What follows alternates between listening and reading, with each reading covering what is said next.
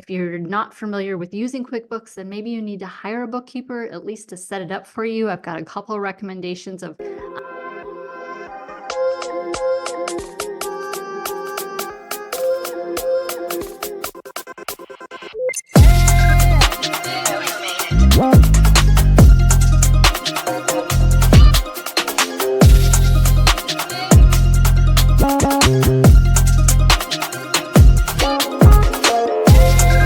Hello, Empower Nation. Welcome to Empower Her Money Podcast. I'm your host, Angela Duncan. Today's episode, you're just getting me. It's a solo podcast episode where I want to talk to you about budgeting. I want to give you some key tips and ideas around budgeting as we head through the second half of the year. We will have the holiday season quickly upon us. So I want to start talking about budgeting before we make it to that time. So today's episode is sponsored by morewithangela.com, where we are bringing you double-digit passive income opportunities from the wealthy strategies right to you. Go to morewithangela.com, book a call with me today, and let me help you, let our team help you on your way to creating massive financial success. So let's talk about budgeting. We're going to dive right into that today. I wanted to go over 10 key ideas that I can help you with when it comes to your budgeting. So, of course, let's talk first about setting clear financial goals. What does that mean to you? What are your goals? This is a very personalized approach, right? Because you can't just read a book and, put together some financial goals based on that book. So, want to look at both short-term and long-term goals. Short-term could be 6 months, could be 3 months, could be 1 year. Then kind of look at your 5 to 10 year as well. So setting clear financial goals, writing them down, and make them measurable. What does that mean? In 6 months, I want to have $1,000 saved in my checking account or in my savings account. But how are you going to do that? So not only writing the goals, make it so that you can measure it, but putting a timeline on it with some small steps for you to get to those goals. Also, visualization for me is huge, right? So I like to keep my goals. I have a whiteboard in my office here, and I write my goals down so that I see them in front of me every single day. So when I'm going through my tasks, when I'm, out networking, I'm looking at my goals specifically on what I want to do. So that's number one. Number two is to track your income and expenses. I know this sounds very basic, but there are tons of apps out there that you can use to help you with this. So utilize technology so that you're not spending so much time tracking it. You put in your credit card, your bank information into the apps, and it's going to spit out for you those income and expenses so that you can take a look at it. Check in on it though. Once you set up the app, don't just leave it alone, right? So you're going to make sure that you're checking in on it as well, which means maybe every Friday or every Monday, whatever day of the week, or at least twice a month, check in on your income and expenses to see how you are tracking towards your goals. Make sure the categories are correct too. For me, when it comes to my personal budget, I have an eating out budget. I have a meal delivery service to help me stay healthy during the week. And then I have fun things like travel. I'm a big shoe person, Starbucks, those are all categories within my budget. So I can track and see how much are you spending in each of those categories. Dave Ramsey has a great app that you can use. There's so many out there. Rocket Money is a good app. Find an app that you're going to actually use and implement. And the easier, the better, I believe.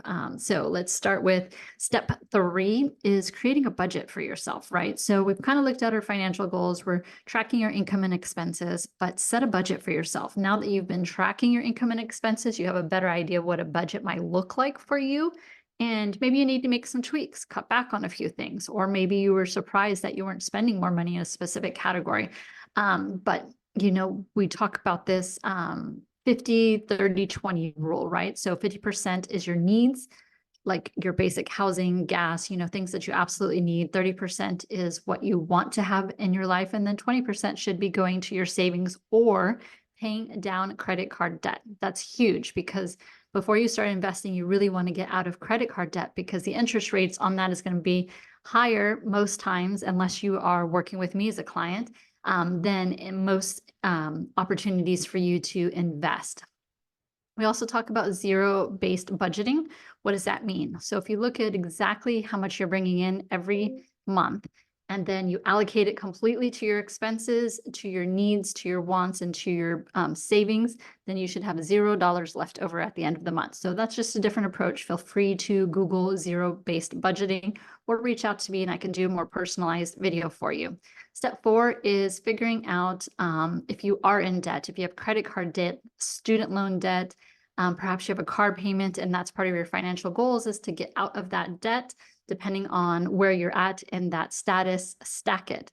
Write it down on your financial board and make sure it's visual so that you know exactly what you're tackling, what is your priority right now. There are some consolidation options. I don't want to recommend anything specific because I haven't had client success with any of them, but make sure you're reading the fine print. Make sure you know what the fees are and understanding what they're going to do because some of the debt consolidation loans will actually stop paying your debt in order to negotiate a lower payoff, which will really hurt your credit score. So please be aware if you're going down that route that you understand exactly what they're going to do and what kind of fees that are involved in that. Step 5, I put this out towards the middle of your financial goals because once we have a clear plan, you understand your income and expenses, you're tackling your debt, you do want to have an emergency fund because things happen. And give yourself grace, knowing that your emergency fund is there for you to actually use. You want to make sure that you're using it, right? When you need it so that you're not going further into credit card debt. That's the whole purpose of having an emergency fund. And depending on what you do, if you're a salary employee and you know what your expenses are, what your income is, then 3 months is the recommendation. If you're a commission person or a single parent, then perhaps you need a little bit more than the 3 months, but sit down and determine what's going to be the best for you and put it into action. Step 6 is once we've looked at all of your income and expenses and you're going back and reviewing those expenses, look at them.